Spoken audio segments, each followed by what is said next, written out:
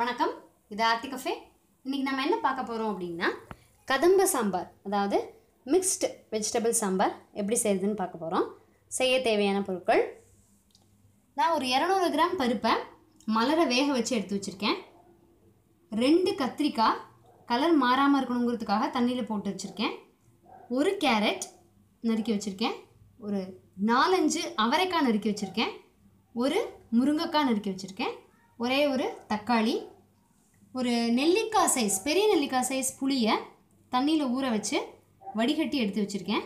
புளிக்கரைசல், உப்பு தேவையான அளவுக்கு, சாம்பார் பொடி 3 டீஸ்பூன், 1/2 டீஸ்பூன் பெருங்காய பொடி, 2 கொத்து கருவேப்பிலை, 2 பச்சை மிளகா, ஒரு 1/2 டீஸ்பூன் கடுகு, தாளிப்பதற்கு ஒரு 5 ml நெய்யும் 5 ml ரீஃபைண்ட் ஆயிலும் மிக்ஸ் பண்ணி எடுத்து வச்சுருக்கேன்.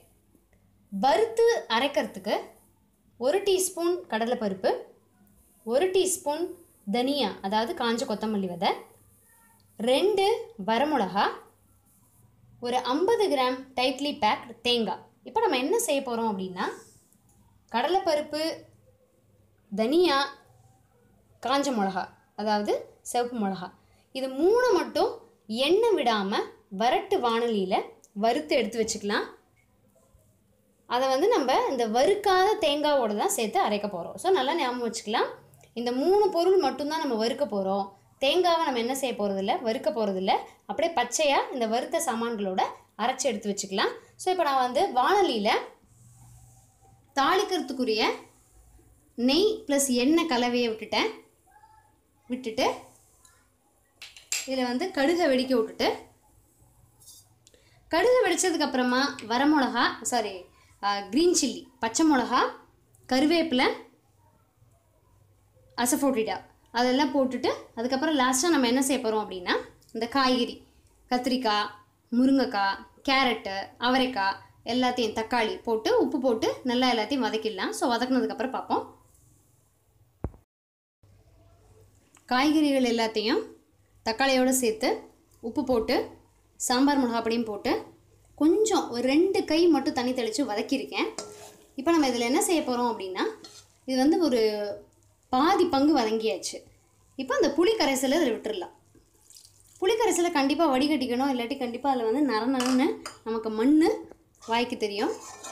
ஸோ இந்த காய்கறி கலவை இப்போது இந்த புளி தண்ணியோடு சேர்ந்து வேக போகுது. ஸோ இந்த காய்கறிகள் எல்லாமே வெந்ததுக்கப்புறமா நம்ம பார்ப்போம்.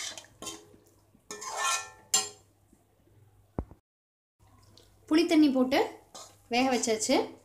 தேவைப்பட்டால் இடையில கொஞ்சம் நம்ம தண்ணியும் சேர்த்துக்கலாம்.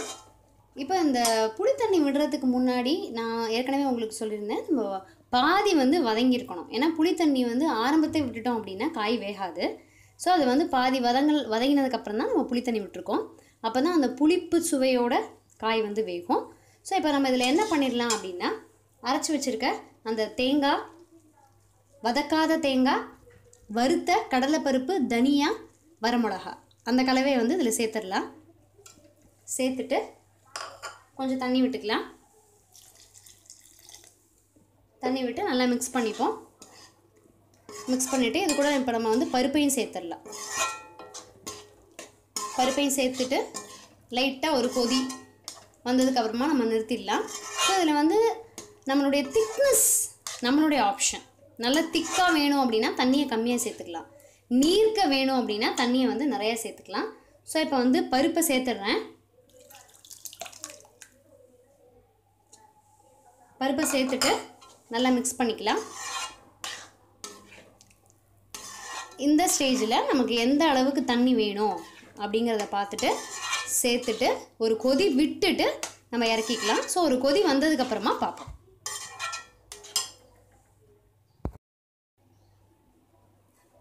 இப்போ தேவையான அளவுக்கு தண்ணி, பருப்பு எல்லாம் விட்டு ஒரு கொதி வந்தாச்சு. இப்போ சாம்பார் இறக்கிடலாம். நம்ம இதில் நான் மஞ்சள் பொடி சேர்க்கலை, சாம்பார் பொடியில் இருக்க மஞ்சள் பொடி தான். நல்லா ஒரு வாசனையாக, நல்ல எல்லா காய்கறியும் சேர்ந்த வாசனையாக கதம்ப சாம்பார் அருமையாக ரெடி ஆயிடுச்சு. ஸோ காய்கறிகள் நம்ம நிறைய சேர்த்தோம் அப்படின்னா அது கூட்டு மாதிரி ஆகிடும். ஸோ நீங்கள் செலக்டிவாக உங்களுக்கு பிடிச்ச காய்கறி, இந்த நல்ல காம்பினேஷன் இந்த காய்கறிகள். உங்களுக்கு பிடிச்ச காய்கறினா அது ஒரு 4 சேர்த்தா மட்டும்தான் நமக்கு சாம்பார் மாதிரி இருக்கும். ஸோ அந்த மாதிரி நீங்களும் உங்களுக்கு பிடிச்ச அந்த மிக்ஸ்டு வெஜிடபிள் சாம்பாரை, கதம்ப சாம்பாரை கண்டிப்பாக ட்ரை பண்ணி பாருங்கள். இது வந்து இன்னொரு முக்கியமான விஷயம் சொல்ல ஆசைப்பட்றேன். இதே முருங்கைக்காய் வந்து பிஞ்சு முருங்கைக்காயாக இருந்தது அப்படின்னா அது வந்து இப்போயே வெந்துடும். இது வந்து ரொம்ப முத்தலான முருங்கைக்காய் நம்ம வந்து யூஸ் பண்ணோம் அப்படின்னா வெடிச்சு போயிடும். அது பிஞ்சு போயிடும். அந்த டேஸ்ட்டை வந்து நமக்கு ஒரு ஸ்பாயில் பண்ணிடும். ஸோ அதனால் முருங்கைக்காய் மட்டும் நம்ம பார்க்கும்போது வாங்கும்பொழுது ஜாக்கிரதையாக வாங்கணும். அதே மாதிரி கத்திரிக்காய் கொஞ்சம் விதை வந்து கம்மியாக இருந்தால் பரவாயில்ல, பட் நமக்கு அதை வந்து பார்க்கும்போது தெரியாது. கொஞ்சம் மேக்ஸிமம் அந்த மாதிரி ஒரு பிஞ்சு கத்திரிக்காய் இருந்ததுன்னா இன்னும் டேஸ்டியாக இருக்கும். ஸோ அருமையான சூப்பரான மணக்க கதம்ப சாம்பார் ரெடி ஆகிடுச்சு. இந்த வீடியோ பிடிச்சிருந்தது அப்படின்னா லைக் பண்ணுங்கள், உங்கள் ஃப்ரெண்ட்ஸ்க்கும் ரிலேட்டிவ்ஸ்க்கும் ஷேர் பண்ணுங்கள். இதே மாதிரி நல்ல ரெசிபிஸ் பார்க்குறதுக்கு சேனலை சப்ஸ்கிரைப் பண்ணி வச்சுக்கோங்க. உங்கள் வேல்யூபிள் கமெண்ட்ஸ் அண்ட் சஜஷன்ஸ் எனக்கு போஸ்ட் பண்ணுங்கள். ஒரு நல்ல ரெசிபியோட நெக்ஸ்ட் எபிசோடில் மீட் பண்ணுறேன். தேங்க்யூ.